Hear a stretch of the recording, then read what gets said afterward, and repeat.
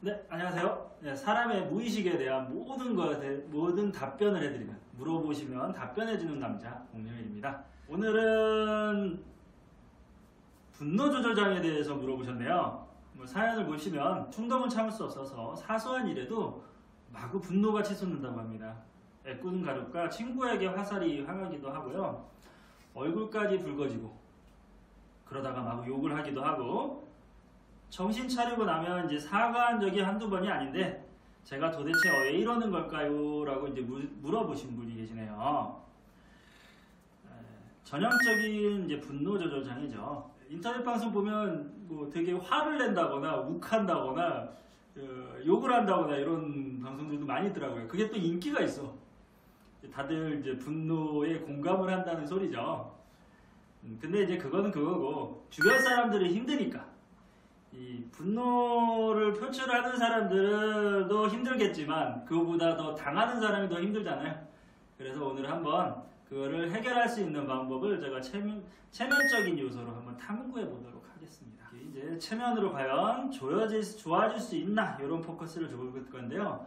그러기 위해서는 분노 조절 장애의 원인을 좀 살펴봐야 되는데, 누차 얘기하지만 제가 하는 얘기는 저의 경험을 비롯해서 저만의 의견이라는 거, 어쨌든 효과를 본다는 거, 그래서 뭐 다른 전문가나 또는 의사 이런 분들하고 관점이 좀 많이 다를 수가 있다는 거, 저는 체면하는 사람이잖아요. 네, 그걸 좀 양해해 주시고 들으시면 됩니다. 어쨌든 근데 제가 하라는 대로 하면 효과를 많이 보기는 합니다. 일단 원인은 저는 크게는 세 가지로 봐요. 이것도 일단 환경적인 원인이 좀 있으신 분들이 있어요. 분노 조절 장애가 있으면 환경적인 원인은 뭐냐면요, 이 가정환경, 폭력을 당했다거나, 이제 뭐 부모님 중에 뭐 주폭, 술을 먹고 폭력을 하시는 분이나, 아니면 욕이 되게 심한 걸지게 하시는 분들, 아니면 이제 강압적인 분들, 이런 이제 폭력적인 상황, 굳이 맞지는 않더라도 폭력적인 상황에 처해 있는, 언어 폭력도 폭력입니다. 네, 그런 것을 많이 겪은 사람이 분노 조절 장애를 호소하는 경우가 많습니다. 이제 어른이 돼서 자기가 어렸을 때는 이제 무조건 당하기만 하다가 이제 어느 순간 되면 이거 아닌데 라는 생각이 드는 거야. 그러니까 내가 왜 맞고 자라야 되지? 이제는 힘도 있는데, 그러다 보니까 이제 오히려 이제 복수심, 부셔버릴 거야 하면서 이제 오히려 더 강하게 나가시는 이런 이제 분노 조절 장애가 되시는 분들이 있죠. 이거를 환경적인 원인이라고 보고요. 두 번째는 이 뇌 기능적인 원인도 있을 수 있어요. 이거는 이제 호르몬 조절이 안 되시는 분들이 있습니다. 또는 이제 뇌의 일정 분노를 조절을 하는 이런 뇌 영역이 있을 거 아니에요. 그 영역이 조금 호르몬 조절이 안 된다거나 그 부분에 어떤 조절이 잘 안 되시는 분들, 그 기능적인 분들, 보통 이제 조울증이 있으신 분들도 한욱하십니다, 진짜. 그런 분들도 포함을 해서 어떤 기능적인 원인이 있다면 이제 그런 호르몬이나 이런 뇌 신경계통에 좀 안정을 취할 수 있는 방법을 하면 좋겠죠. 네. 그럴 때도 분노 조절 장애가 생기고요.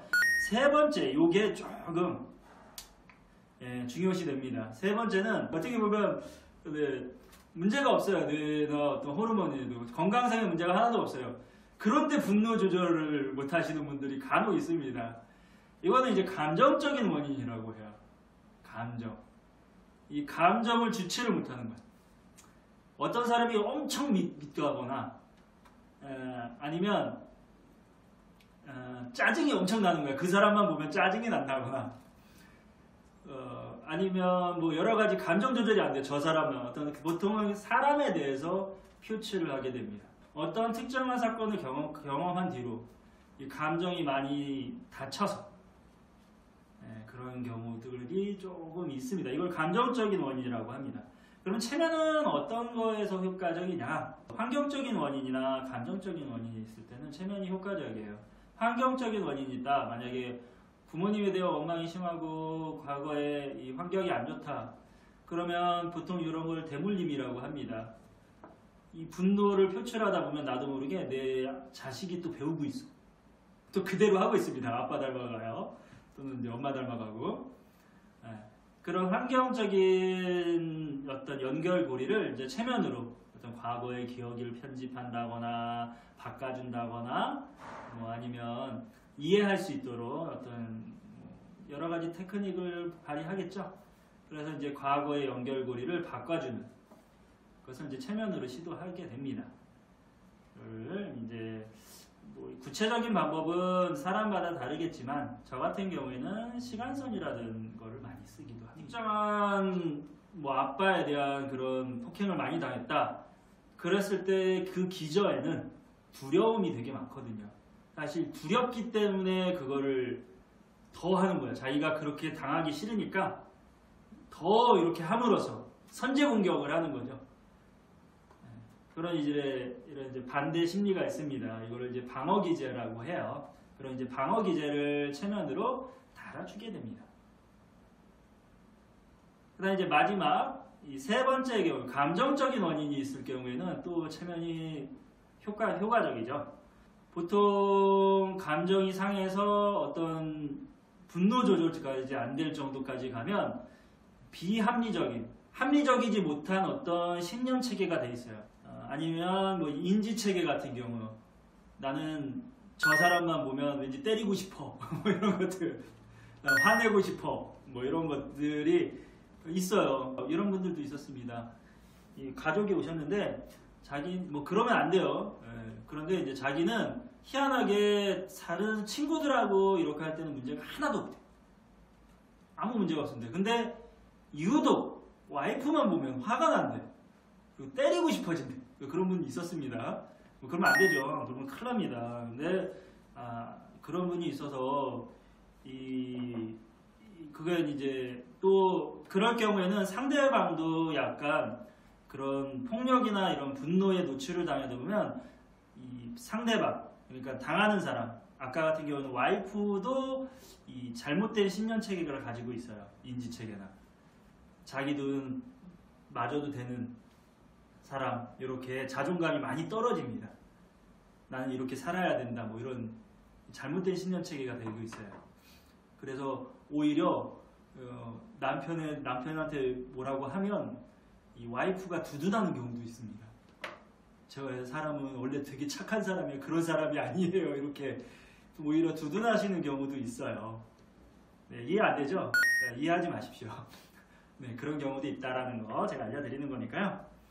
어쨌든 이런 감정적인 거를 조금 컨트롤할 수 있게 비합리적인 신념이나 아니면 신념체계나 인지체계 이런 것들을 조금 체면을 통해서 바꿔주면 도움이 됩니다. 감정이라는 거는 무의식에서 나오는 거잖아요. 물론 의식적으로 감정을 표출을 할 수도 있지만 무의식에서 대부분의 감정이 나오는 거라고 여기거든요.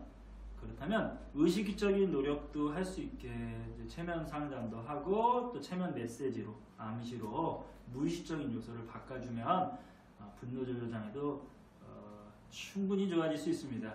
단 한 번만은 안 되겠죠? 네, 제 동영상 보셨으면 한 번은 안 된다는 거 알고 있으죠? 네, 어딘가에서 한 번만이 된다고 하시면 그쪽으로 이제 문의하시면 됩니다. 아마 세계 제일 우주 제일일 거예요. 그분은. 네, 그런 거 없습니다. 단계별로. 보통은 저는 10단계를 선호를 하고요. 12단계 할 때도 있고 경우에 따라서 심하다! 그럼 16회까지도 보기도 합니다. 그 정도쯤 해야 사람이 많이 변합니다. 네, 여기까지 이제 과연 분노 조절 장애 체면으로 극복할 수 있을까? 이 사연과 함께 제가 설명을 해드렸습니다.